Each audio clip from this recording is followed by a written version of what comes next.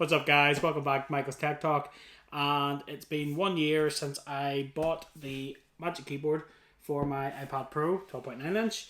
So, how's the past year been? How's it held up? Let's find out.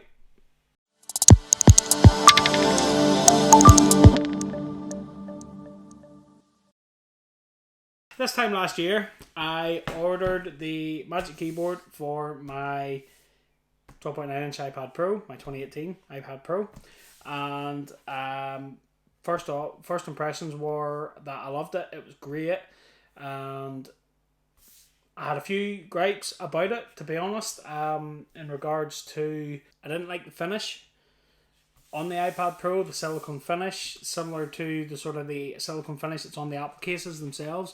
I didn't really like it because everything stuck to it. You know, even if you were cleaning your hands 17 million times a day, everything always looked grubby. It looked dirty. If you have a clean desk, everything stuck to it. The slightest little bits of dust.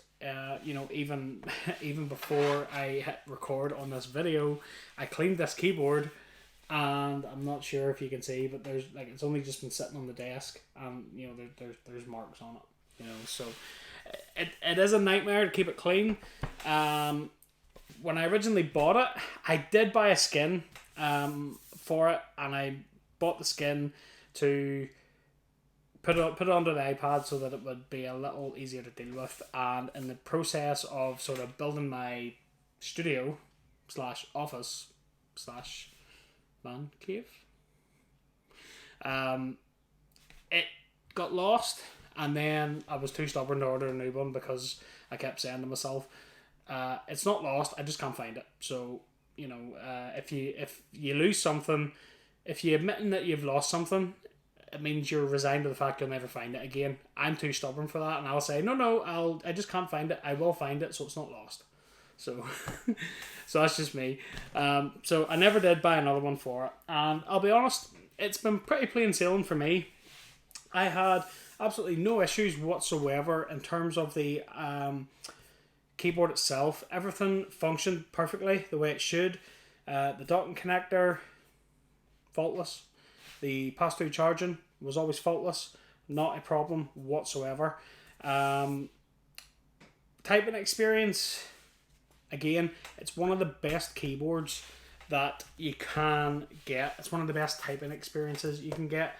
Personally, I think it's a perfect size, and the keyboard on it is great. It is phenomenal. I really, really love the keyboard on it. I've tried a couple of different keyboards, and the others just miss something, which this captures perfectly. So for me, the keyboard and the trackpad as well. I'll not forget the trackpad, because the trackpad as well, similar to the trackpads you'll get on the MacBooks, the trackpads are phenomenal. That single pane of glass, you can click anywhere on the trackpad. It's faultless, and it works perfectly for me. This has been my primary device for editing for the past year. So when I started my YouTube channel, this is solely what I have been editing on. And the Magic Keyboard has been great for that. So when I'm editing, using the pencil, I'll be honest, over the past 6 months editing, I found that I have not been using the pencil as much, and I'm literally just trackpadding it, on this keyboard. So when I'm editing in LumaFusion, I literally am trackpadding, and that seems to work well for me. Now, don't get me wrong, if there's some things that are maybe need to be a little bit more precise, is the words I would use, that's when I would use the pencil. So I would get the pencil down, and if I need to fine tune something or finely crop something, that's when I would use the pencil. But otherwise, I haven't found myself using the pencil at all. So,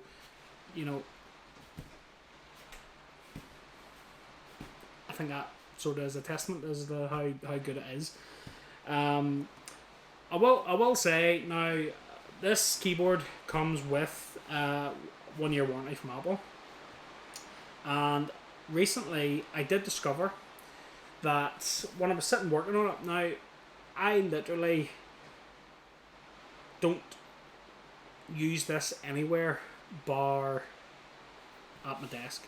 So it either sits on my desk or it sits at a table in the house, or if I need to take it somewhere, it'll go into my bag, and 95% of the time if I take it anywhere, it doesn't actually come out of my bag, you know, because like I say, I only really use it for editing. So one day I was sitting using it at this very table, and I just happened to be working on it, and I had my hands sitting on the pads just as I was scrolling through, and I just happened to hear a very, very distant tapping.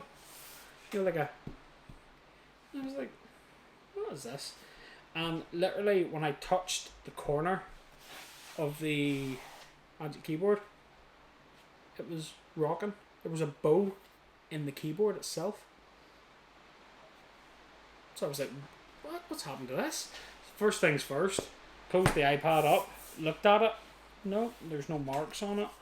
You know, had I dropped it and I didn't know, or had somebody else maybe dropped it and I didn't know about it.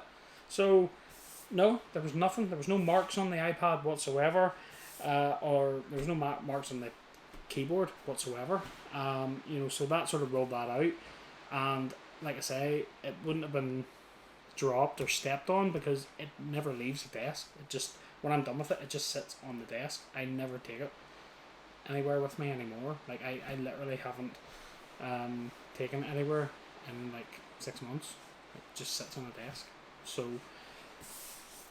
I got onto Apple support.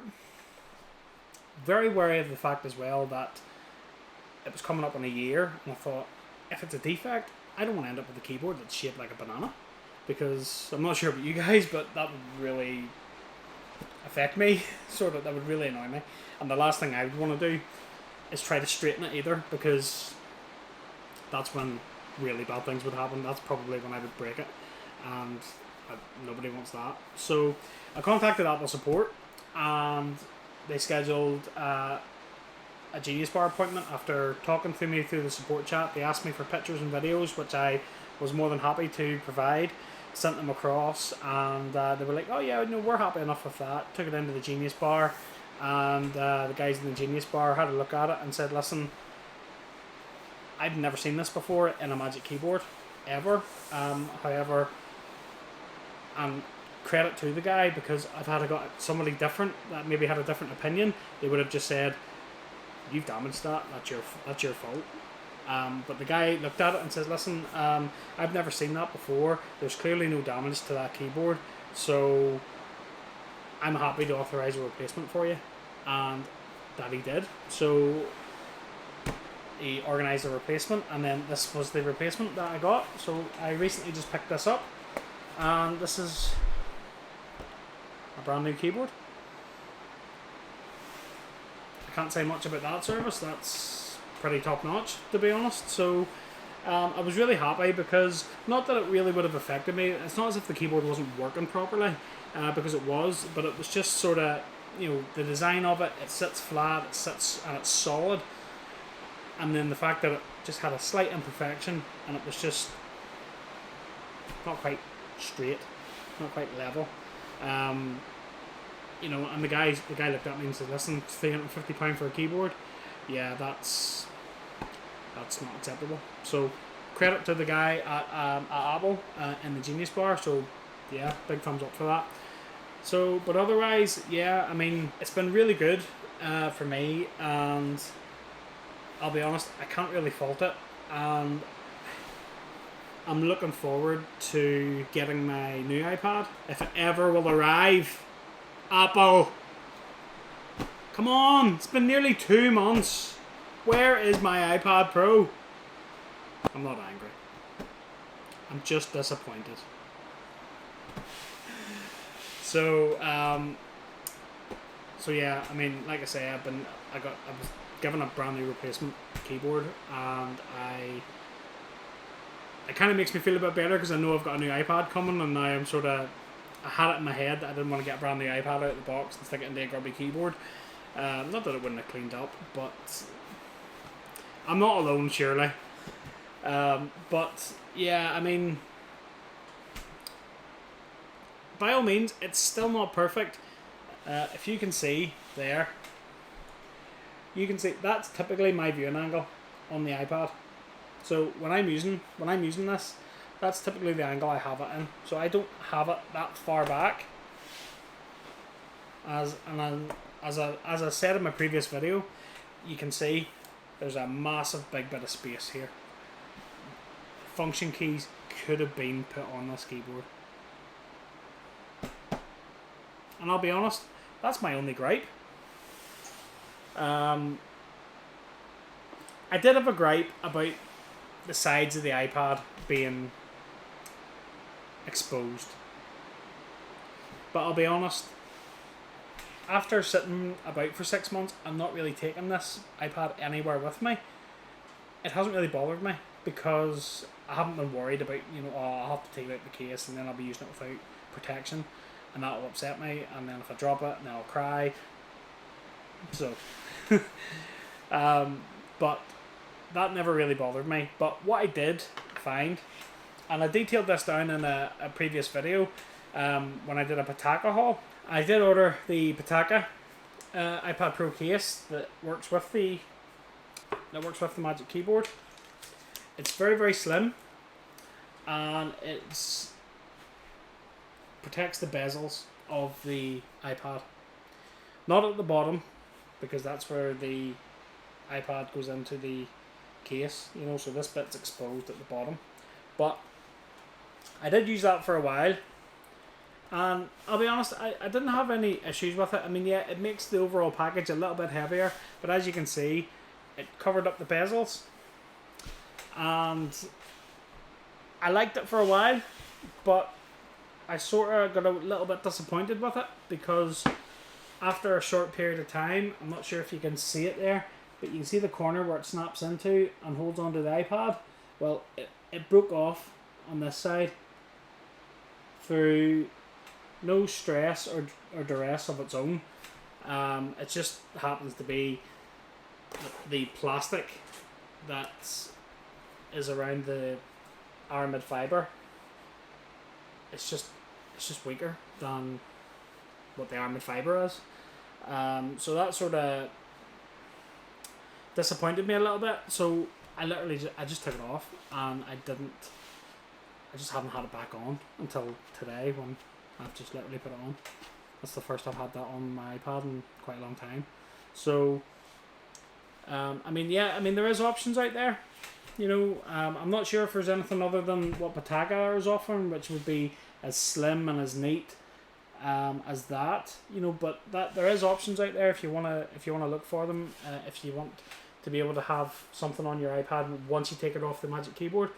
But that was sort of my experiences, and then even with it closed, as you can see, it closes perfectly. It doesn't massively add to the weight, but oh look, there's another split in the plastic. You see that? Just there. Never noticed that. Ooh.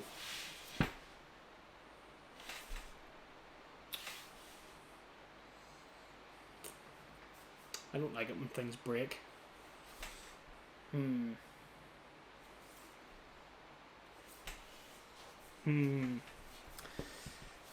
So yeah, that has been my sort of year in review. I just wanted to do a sort of follow-up video for the Magic Keyboard, just to sort of let you know my thoughts and experiences with it, and did I think it was a good investment, a good buy. Personally, yes, it is expensive and it is a lot of money, but I do think it's one of the best accessories you'll get for the iPad Pro. Now, is there cheaper options out there? Yes, of course there is. And can they do the same things that this does? Yes, they can do it. Absolutely.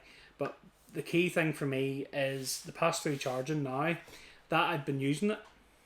And when I'm editing, I can plug in my charger and have my iPad charging, and then have my SD reader plugged into the iPad, importing my videos for editing, and I have no issues with that whatsoever. And that works well for me, and yeah, I like it. I do like it. So, hope you enjoyed the video, guys. I know I've sort of rambled for a bit about the Magic Keyboard. So yeah, I just wanted to sort of get my thoughts down.